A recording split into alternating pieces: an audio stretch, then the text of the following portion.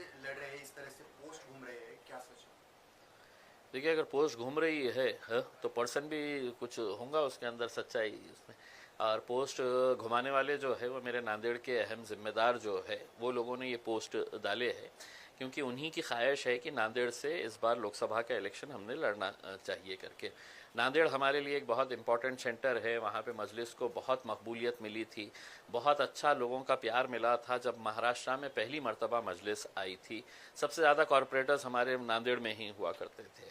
उसके बाद विधानसभा के भी इलेक्शन हमने लड़े हैं, और इस बार जब बाई इलेक्शन होने जा रहा है महाराष्ट्र के अंदर इकलौता एक लोकसभा की सीट का नांदेड़ के अंदर, तो वहाँ के लोगों की ख्वाहिश है कि नहीं, हमने इस बार मैदान के अंदर उतरना चाहिए।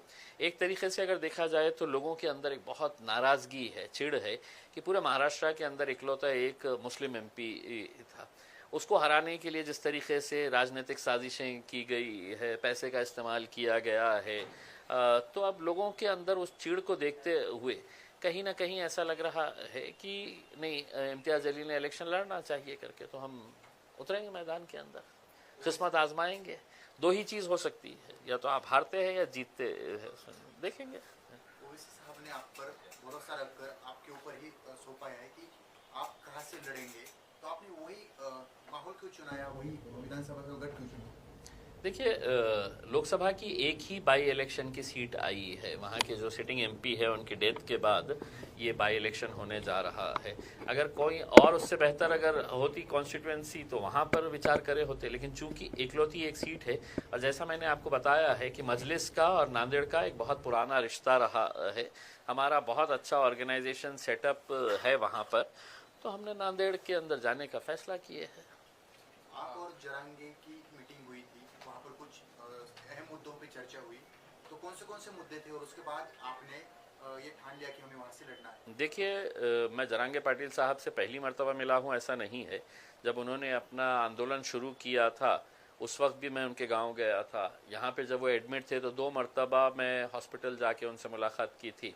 और इस बार यकीनन जब इलेक्शन के करीब अगर राजनीतिक पार्टी के लोग अगर एक दूसरे से मिलते हैं तो कोई मौसम के बारे में चर्चा नहीं करते हैं। नेचुरल है कि पॉलिटिकल उसके ऊपर ही चर्चा, और जो सोशल माहौल जो चल रहा है महाराष्ट्र के अंदर, इसी के बारे में चर्चा हुई होगी उसमें, और हमने करे है। और आकर जो भी हमारी चर्चा हुई है हम बाहर आकर बताया है लोगों को, मीडिया के सामने भी हमने, आपने सवाल किया हमने जवाब दिया, हम क्यों आए थे, कैसे आए थे करके। लेकिन जरांगे ने एक बात की थी कि मुस्लिम और मराठा इकट्ठा आएंगे तो सत्ता परिवर्तन हो सकती है। देखिए, जरांगे पाटिल साहब की एक बात मुझे पसंद आई थी, उन्होंने कभी भी मतलब ये नहीं कहा है कि किसी एक जात के ऊपर, उन्होंने कहा कि हम जात और धर्म के ऊपर उठकर हम सभी लोगों को समाविष्ट करना चाहते हैं जिन जिन लोगों के साथ नाइंसाफ़ी हुई है करके उसमें। और एक अच्छी बात यह है कि जैसा मैं जरांगे पाटिल साहब के बारे में यही कहूँगा कि देखिए, एक समाज किसी एक मामूली सा आदमी, एक सादा सा आदमी गांव का, उसके पीछे अगर जा रहा है तो कहीं ना कहीं उसकी जो प्रामाणिकता है अपने समाज के प्रति, इस वजह से पूरा समाज एक आवाज़ के ऊपर उठ के उसके पीछे जा रहा है। तो यकीनन अब हमारी भी सोच यही है कि जितने भी एस्टैब्लिश पॉलिटिकल पार्टीज़ और एस्टैब्लिश्ड नेता है महाराष्ट्र, लोग हैं तो उनका चेहरा भी नहीं देखना चाह रहे हैं उसमें।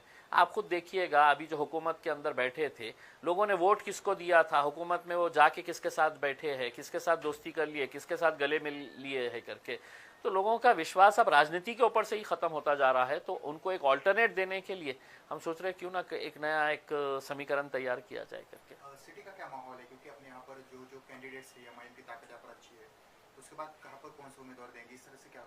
चलिए, शुक्र है आपने माना तो सही है कि एमआईएम की ताकत यहाँ पर अच्छी है, अच्छी ही नहीं है बहुत अच्छी है यहाँ पे, और हम पूरी मजबूती के साथ लड़ेंगे जहाँ जहाँ पर भी लड़ना है।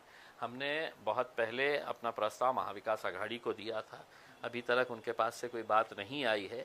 अब हमारी कॉन्स्टिट्यूएंसी, हमारे कैंडिडेट्स पूरे तैयार है। अब हम इंतज़ार कर रहे हैं, या तो आप साफ तरीके से बोल दे हाँ या ना। हाँ बोले तो भी हमारी स्ट्रेटजी तैयार है, ना बोले तो भी हमारी, आप अपनी ताकत दिखाना, फिर हम हमारी ताकत दिखाएंगे। पूर्व मध्य से कुछ नाम सामने आ सकते हैं आपकी तरफ से? हाँ, पूर्व मध्य से आएंगे ना, बहुत सारे लोगों ने फॉर्म भरे हैं। बेहिसाब लोगों ने फॉर्म भरे हैं, उसमें से किसी एक का नंबर लगेगा उसमें। या आप दोनों जगह से लड़ेंगे? हो सकता है, मैं तो क्लियर कहा हूँ ना। अगर मेरे क़ायद बैरिस्टर असदुद्दीन अवैसी साहब ने कहा कि नहीं सिर्फ लोकसभा लड़ो तो लोकसभा लड़ेंगे, उन्होंने कहा नहीं विधानसभा ही लड़ो तो विधानसभा लड़ेंगे, उन्होंने कहा कि दोनों जगह लड़ो तो दोनों जगह लड़ेंगे, और उन्होंने कहा कि नहीं दोनों जगह मत लड़ो, तुम लड़ो ही मत, तो नहीं लड़ेंगे। India 29 States News. Please support my channel, like, share and subscribe my channel.